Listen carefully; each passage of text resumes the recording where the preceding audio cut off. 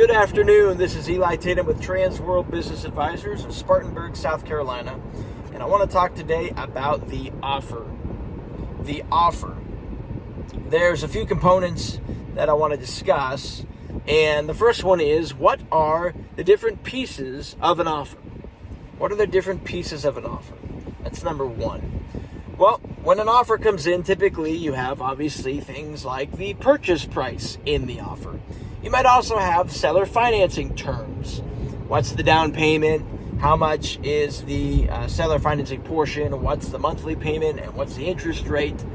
You also have the non-compete. So how far away of a distance is the non-compete and how long is it for? How many months?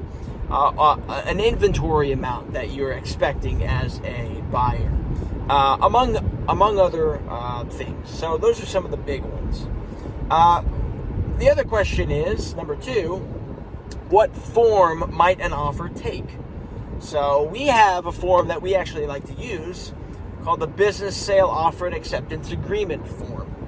And we like that form because it's sort of a fill in the blank of all those negotiable pieces with some other standard procedures, if you will, built into the document. And they're all negotiable. You can tweak them if you need to. But it's sort of a fill in the blank form that makes it very easy to put an offer together. And we like to use that on a regular basis, especially for Main Street level deals. It really gets the ball rolling quickly and gets all the terms settled kind of up front. Another option is a letter of intent, an LOI. An LOI is a little different in that it sort of sets forth the terms that might be accepted or are intended to be accepted if the due diligence of a buyer goes through. But a lot of times an LOI is non-binding and sometimes takes longer to get things moving.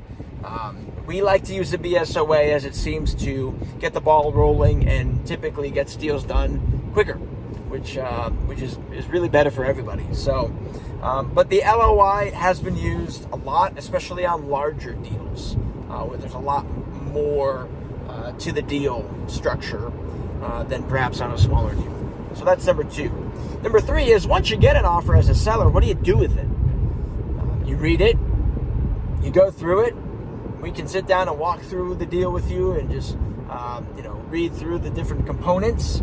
And we suggest often that you have an attorney look at it if you think you need to before you make a decision.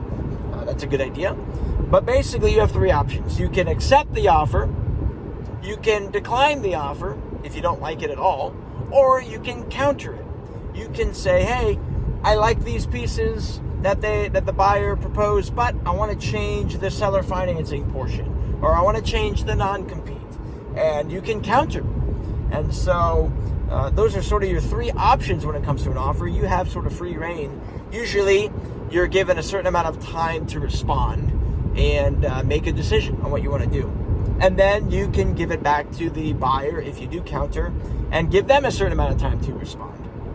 So just a little bit about offers, what they look like, what are the terms involved, what kind of forms are used, and what you do with it once you get it. So I hope that's kind of helpful and insightful. And if you have any questions about it, by all means, feel free to reach out, 864-527-5995, etatem@tworld.com. And if that was helpful and you want to give some feedback, you can also leave a comment in the comment section. And I'd love to chat with you more about it. So again, this is Eli Tatum with Transworld Business Advisors in Spartanburg. See ya.